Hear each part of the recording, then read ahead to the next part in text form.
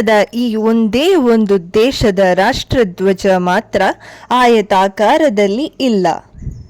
ನಮಸ್ಕಾರ, ಕಿರಣ ಸರಸ್ವತಿ ಯೂಟ್ಯೂಬ್ ಚಾನಲ್ಗೆ ನಿಮಗೆಲ್ಲರಿಗೂ ಆತ್ಮೀಯವಾದ ಸ್ವಾಗತ. ಪ್ರಪಂಚದ ಏಕೈಕ ದೇಶ ಇದು, which doesn't have rectangular or a square flag. ನೇಪಾಲ್ನ ನ್ಯಾಷನಲ್ ಫ್ಲಾಗ್ ನೋಡಿದ್ದೀರಾ ನೀವು? ಇಟ್ಸ್ ನಾನ್ ಕ್ವಾಡ್ರಿಲ್ಯಾಟ್ರಲ್, ಅಂದರೆ it doesn't have 4 sides. 2 triangle, that is 2 ತ್ರಿಕೋನ ಒಂದರ ಮೇಲೆ ಒಂದು ಇದೆ.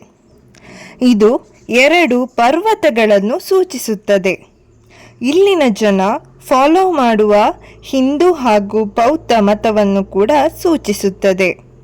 ಇದು ಸಾಂಪ್ರದಾಯಿಕತೆಯನ್ನು ಕೂಡ ಸೂಚಿಸುತ್ತದೆ.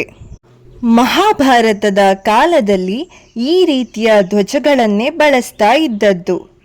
ನೇಪಾಲ್ನ ಧ್ವಜದಲ್ಲಿನ ಸೂರ್ಯ ಹಾಗೂ ಚಂದ್ರ ಸೂರ್ಯವಂಶ ಹಾಗೂ ಚಂದ್ರವಂಶವನ್ನು ಸಿಂಬಲೈಸ್ ಮಾಡಿದರೆ ಇನ್ನೊಂದು ನಂಬಿಕೆ ಕೂಡ ಇದೆ. ಇದು ಒಂದು ರೆಕ್ಟ್ಯಾಂಗ್ಯುಲರ್ ಫ್ಲಾಗ್ನ ಮಧ್ಯೆ ಮುರಿದ ಹಾಗೆ ಇದೆ ಅಲ್ವಾ ನೋಡಲಿಕ್ಕೆ. ಇದು ನೇಪಾಲ್ನ 500 ವರ್ಷಕ್ಕೂ ಹೆಚ್ಚು ಆಳಿದಂತಹ ರಾಣ ಸ್ಪ್ಲಿಟ್ ಆಗಿದ್ದನ್ನು ಸೂಚಿಸುತ್ತದೆ.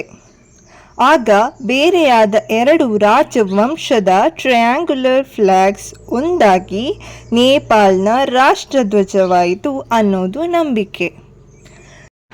ಒಂದು quick trivia: Switzerland and Vatican city, ಈ 2 ದೇಶಗಳ ರಾಷ್ಟ್ರಧ್ವಜ ಕೂಡ ರೆಕ್ಟ್ಯಾಂಗ್ಯುಲರ್ ಅಲ್ಲ.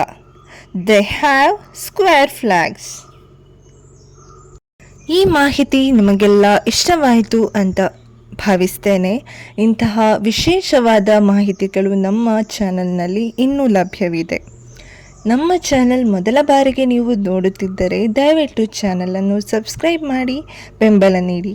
ಈ ವಿಡಿಯೋ ಇಷ್ಟವಾಗಿದ್ದರೆ ವಿಡಿಯೋಗೊಂದು ಲೈಕ್ ನೀಡಿ, ಕಾಮೆಂಟ್ ಮಾಡಿ, ಶೇರ್ ಮಾಡಿ. ಮುಂದಿನ ವಿಡಿಯೋದಲ್ಲಿ ಮತ್ತೆ ಸಿಗೋಣ. ಶುಭ ದಿನ.